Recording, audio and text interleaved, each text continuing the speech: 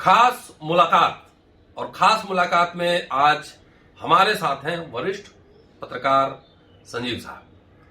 चंडीगढ़ में रहते हैं, पंजाब पूरा कवर करते हैं, अंतर्राष्ट्रीय मामलों के जानकार हैं, साथ साथ राजनीति पर इनकी पैनी नजर होती है। दोस्तों, रतन लाल बोल रहा हूं, काम की बात में आपका स्वागत है और पेश है ये स्पेशल एपिसोड ईवीएम को लेकर।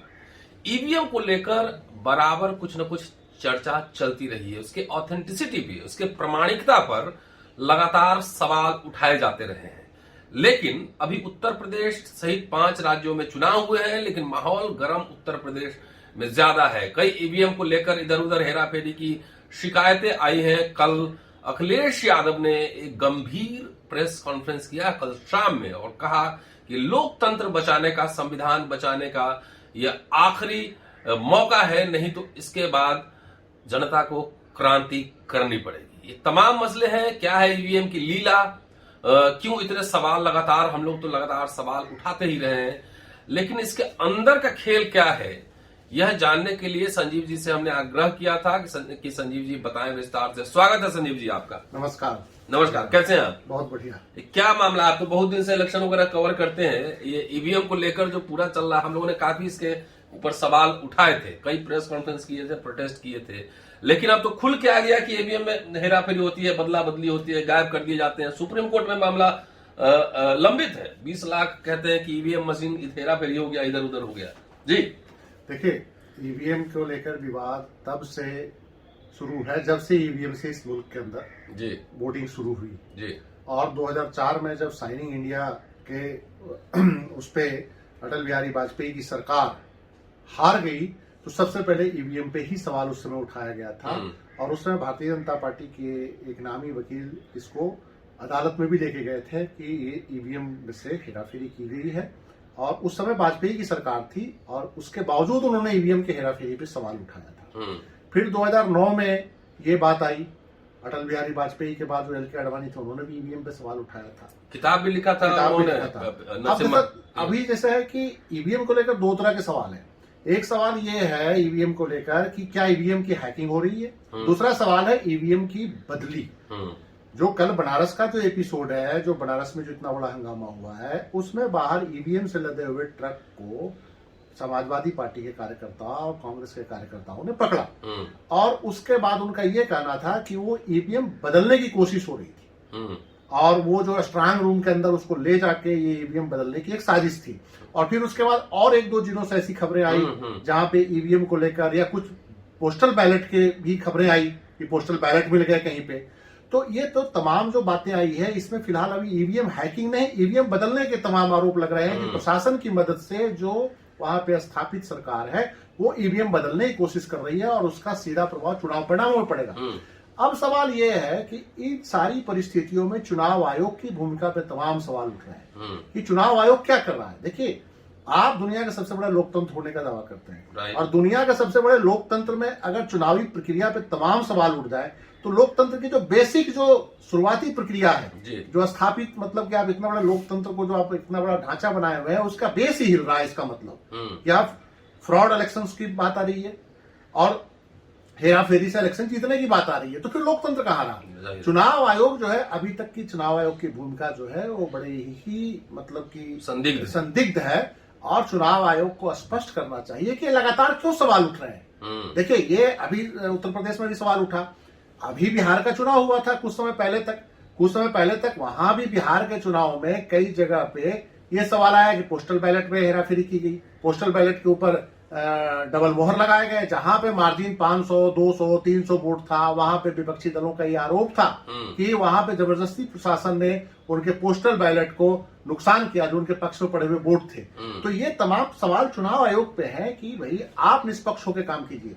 चुनाव आयोग को मजबूती 1990 के दशक में अगर दी गई और उस चुनाव आयोग की मजबूती का परिणाम था कि भारतीय जनता पार्टी मजबूत होकर उभरी, नहीं तो भारतीय जनता पार्टी लगातार ये कहती थी कि बिहार में बहुत ही फ्रॉड इलेक्शन होता है और लालू यादव तमाम बूथों को कैप्चर करके चुनाव जीतते थे। तो उस समय टीएन शेषन ने जो सख्ती दिखाई और उसके परिणाम है कि 2004 में और 2005 में जो वहां सरकार बदली गई तो लोग केजे राव को यही भारतीय जनता पार्टी वाले जय जय राव बोलते थे। उन्होंने फ्री एंड फेयर इलेक्शन कराया। तो चुनाव आयोग ने जो अपनी जो ताकत जो हासिल की थी, वो ताकत चुनाव आयोग के जो वर्तमान जो पदाधिकारी हैं और जो सीनियर वरिष्ठ अफसर हैं, सीनियर जो वरिष्ठ अधिकारी हैं, उन्होंने एक तरह से चुनाव आयोग के जो वर्क है, जो चुनाव आयोग के जो उत्तरदायित्व है, उसको टोटली वो खत्म कर रहे हैं। और एक चुनाव आयोग के लिए एक बड़ा मतलब की है कि देश के इतने बड़ा संस्थान में अगर वो विपक्ष को संतुष्ट नहीं कर पा रहा है, विपक्ष सिर्फ ये कह रहा है कि फ्री एंड फेयर इलेक्शन चाहिए, लेकिन उस पर भी अगर वो विपक्ष को सेटिस्फाइड नहीं कर रहा है, विपक्ष उनसे कोई मदद नहीं मांग रहा है कि आप हमारी मदद कीजिए, मेरे पक्ष में ईवीएम बदल दीजिए, वो इलेक्शन कमीशन नहीं कर पा रहा है। ये बड़ा एक दिलचस्प है। लेकिन ये जरूर है कि ये टोटल इलेक्शन प्रक्रिया में ईवीएम हैकिंग, ईवीएम अदला बदली और चुनाव आयोग के जो ताकत, जो उनके अधिकार और उसका प्रयोग पे कि किस तरह से प्रयोग हो रहा है, उस पर तमाम सवाल उठ रहे हैं। नहीं, ये देखिए संजीव जी, अमेरिका भारत से ज्यादा डेवलप्ड जी, वहां भी तो बैलेट पेपर से ही चुनाव होता है जी। ये ruling class, political parties, social activist तो उठाते रहे कि भाई ईवीएम बंद कीजिए, बैलेट पेपर से करवाइए। 2 दिन लगेगा गिनने में और क्या हो, पहले भी होते ही रहे हैं जी। तो ये बैलेट पेपर से कराने में क्या समस्या है? देखिए, दुनिया में अमेरिका ही नहीं, दुनिया में जो भी विकसित डेमोक्रेट है, developed Democrat country, European country में भी ईवीएम की कोई गुंजाइश नहीं है। 1-2 देशों ने प्रयोग करने की कोशिश करी, अमेरिका ने भी प्रयोग बीच बीच में शायद एक आध बार बातचीत हुई, लेकिन उन्होंने कहा कि नहीं, ये जो डेमोक्रेसी का जो बेसिक चीज है, अगर जनता को इस पे विश्वास नहीं है, मशीन पे विश्वास नहीं है, इलेक्ट्रॉनिक चीजों में कुछ न कुछ इलेक्ट्रॉनिक, उसमें जब साइबर अटैक हो सकता है, अगर किसी पूरे के पूरे सिस्टम को साइबर अटैक डिस्ट्रॉय कर सकता है, तो ईवीएम के साथ भी कुछ ना कुछ हेराफेरी हो सकती है। और इसको जब वेस्टर्न कंट्री ने इस चीज को नहीं माना, तो फिर हम क्यों इसको अडॉप्ट कर रहे हैं? पहला सवाल तो यही है। देखिए, ईवीएम को लेकर 1990 के दशक से इलेक्शन कमीशन ने इस प्रक्रिया को शुरू किया कि हम ईवीएम से इलेक्शन कराएं, इसमें पैसे बचेंगे, इसमें टाइम की बचत होगी, इसमें अब इतने बहुत बड़ा एक देश है, बहुत बड़ी आबादी है, तो इलेक्शन कराने में आसानी होगी। तो इसके लेकर ईवीएम को इंट्रोड्यूस किया था। 2004 में पूरे देश में इन्होंने ईवीएम को फुल फ्लेज इलेक्शन कराया था। उससे पहले बीच बीच में कुछ राज्यों में और कहीं कुछ विधानसभा क्षेत्रों में 1990 के दशक में, कहते हैं केरल के कुछ विधानसभा क्षेत्रों में, जो पहला एक विधानसभा क्षेत्रों में जहां प्रयोग हुआ था केरल में, उस पर भी क्वेश्चन उठा था और वो हाईकोर्ट तक मसला गया था ईवीएम को लेकर। उसके बावजूद इलेक्शन कमीशन ने इसको इंट्रोड्यूस किया। सवाल ये है, तमाम राजनीतिक दल जब विपक्ष में होते हैं तो ईवीएम पे, कार्यशैली पे सवाल उठाते हैं। भारतीय जनता पार्टी सबसे पहली पार्टी थी जिसने ईवीएम के ऊपर, ईवीएम के हैकिंग पे, ईवीएम में हेराफेरी को लेकर सवाल उठाया, जब 2004 में भारतीय जनता पार्टी की सरकार चली गई थी दिल्ली से। अब जो है, उस समय कांग्रेस की सरकार आई थी, कांग्रेस के लोग चुप थे। दोबारा एलके आडवाणी ने सवाल उठाया, फिर एक किताब लिखी गई, भारतीय जनता पार्टी के कोई चिंतक थे, उन्होंने किताब भी लिखी। एलके आडवाणी उसके बाद साइडलाइन हो गए, जो सवाल उठाने वाले साइडलाइन हो गए। अभी दिलचस्प एक वाक्य मुझे कहीं मैं देख रहा था कि जो महाराष्ट्र विधानसभा के स्पीकर थे, वो पिछले दिनों विधानसभा में एक बिल लेके आए थे कि महाराष्ट्र में कोई भी फ्यूचर इलेक्शन ईवीएम से नहीं होगा। वो पता चला कि कुछ दिन बाद ही वो विधानसभा के स्पीकर पद से हटा दिए गए और कांग्रेस के अध्यक्ष बना दिए गए। ये अभी स्पीकर फिलहाल वो है नहीं, तो वो फिर मामला बिल का क्या हुआ कुछ नहीं पता। इसी तरह से आप ये देख लीजिए कि नितिन गडकरी खुद ईवीएम के खिलाफ थे। जो किताब, जो शायद वो नरसिम्हा का जो किताब जो छपी थी, तो उसको रिलीज करने में शायद गडकरी वहां थे, वो गडकरी भी उसके पास साइडलाइन हो गए। तो अब एक सवाल उठता है कि क्या कोई ईवीएम लॉबी भी यहाँ काम कर रही है? क्या हो सकता है। और तमाम दलों में, तमाम दल विपक्ष में होते हैं तो हल्ला करते हैं, सत्ता में आते हैं तो फ्री एंड फेयर इलेक्शन के लिए वो बैलेट बॉक्स इंट्रोड्यूस कराने के लिए तैयार नहीं होते। आज समाजवादी पार्टी चीख रही है। समाजवादी पार्टी 2004 से लेके 2014 तक रूलिंग अलायंस के साथ थी। उस समय जब मनमोहन सिंह की सरकार थी, उनके बड़े अच्छे संबंध थे, लेकिन ये तमाम दलों ने कोई सरकार पे प्रेशर नहीं बनाया कि भैया इलेक्शन फ्री एंड फेयर कराओ और बैलेट उस पे बैलेट बॉक्स पे बैलेट पे आओ। और दूसरा सवाल एक इन राजनीतिक दलों से ये है कि जब आप विपक्ष में होते हैं तो इलेक्शन कमीशन आपको बहुत ही लगता है कि सरकार के पक्ष में है। तमाम राजनीतिक दलों ने आज तक ये प्रयास, सामूहिक प्रयास क्यों नहीं किया कि इलेक्शन कमीशन टोटली इंडिपेंडेंट रहे, चाहे वो किसी की सरकार आ जाए।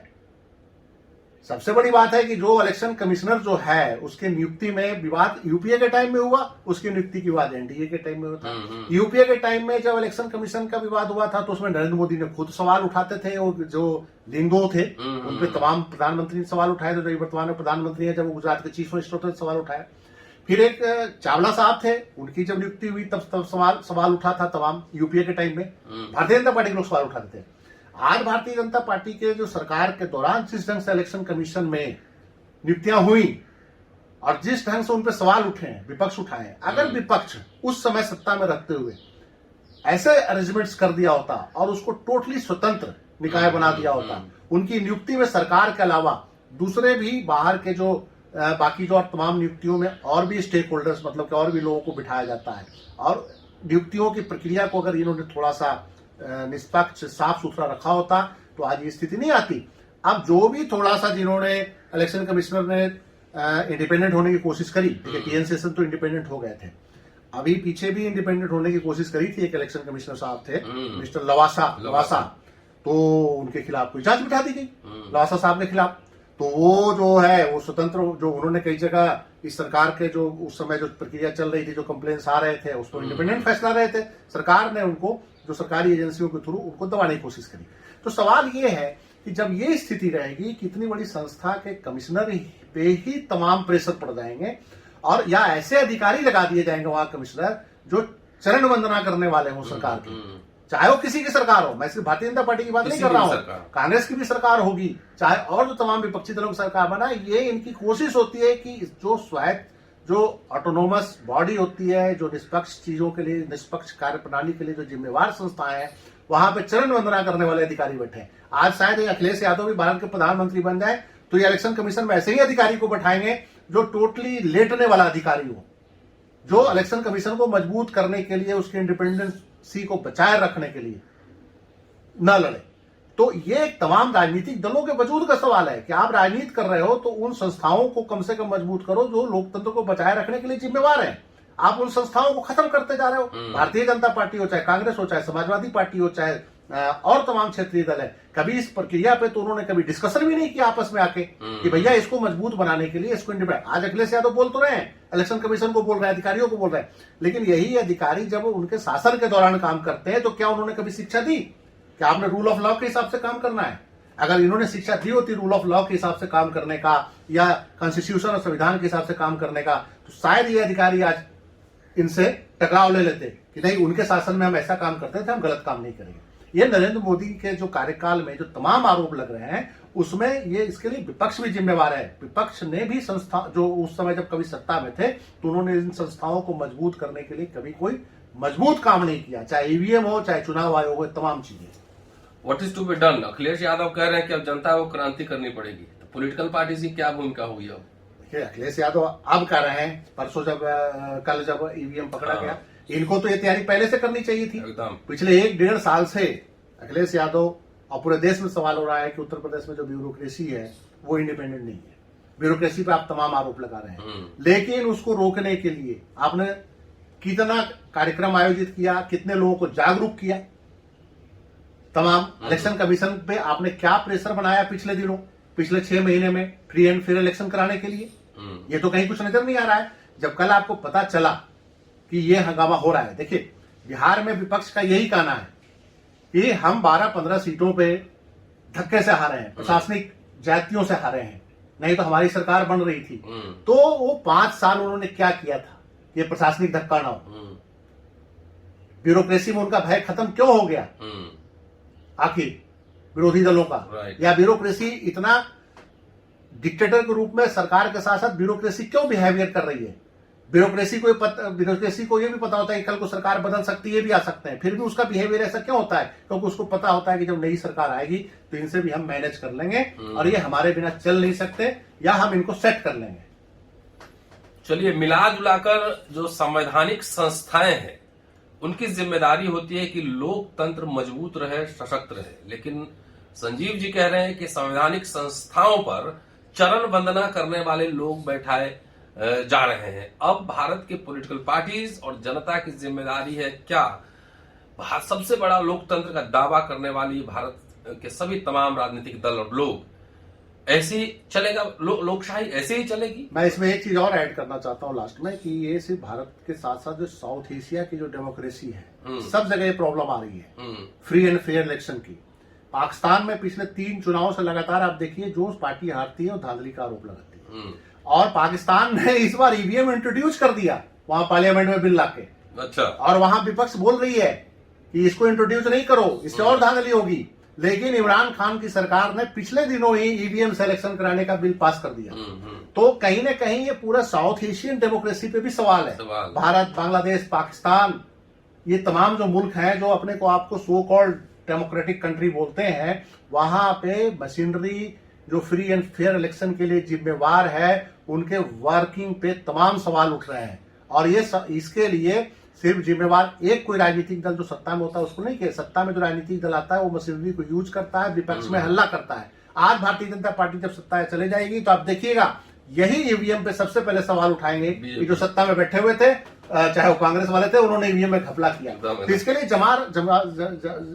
इसमें बेचारे वर्कर जो है वर्कर ईमानदारी से लड़ते हैं। अखिलेश यादव ने बोल दिया सारे तैयार रहो, बूथ पे जाओ, पोलिंग काउंटिंग सेंटर पे जाओ, वो बेचारे चले जाएंगे। लेकिन वो वर्कर को सोचना चाहिए कि अखिलेश यादव ने अगर आज हमें भेजा है अपने काउंटिंग सेंटर पे, तो वो अखिलेश यादव से ये उम्मीद रखें कि अगर कल को सरकार में आते हैं तो फ्री एंड फेयर इलेक्शन के लिए जो कमिटमेंट जो और जो आज ये कमिटमेंट कर रहे हैं, आज रोना धोरा जो सत्ता पक्ष के खिलाफ कर रहे हैं, उसको ठीक करने के लिए वो कुछ ना कुछ आगे फिर लगातार काम करेंगे। और तमाम विपक्षी दलों के साथ एक राय मशविरा करके एक आम राय बनाए कि इलेक्शन को कैसे फ्री एंड फेयर रखा जाए। आपका यदि वोट सुरक्षित नहीं तो लोकशाही समझिए खतरे में है। इसलिए इसको बचाने के लिए जनता से लेकर नेता तक सबको अब गंभीर होना पड़ेगा, सचेत होना पड़ेगा और आंदोलन तो करना ही पड़ेगा। आज न कल अगर कोई भी पार्टी सत्ता में रहे, अगर ईवीएम हेराफेरी होती है तो आपको और हमको सबको अपने वोट को सुरक्षित करने के लिए, संविधान को सुरक्षित करने के लिए संघर्ष का रास्ता अपनाना ही होगा। शुक्रिया। Keep watching, sharing and subscribing. जल्दी मिलता हूं अगले एपिसोड में।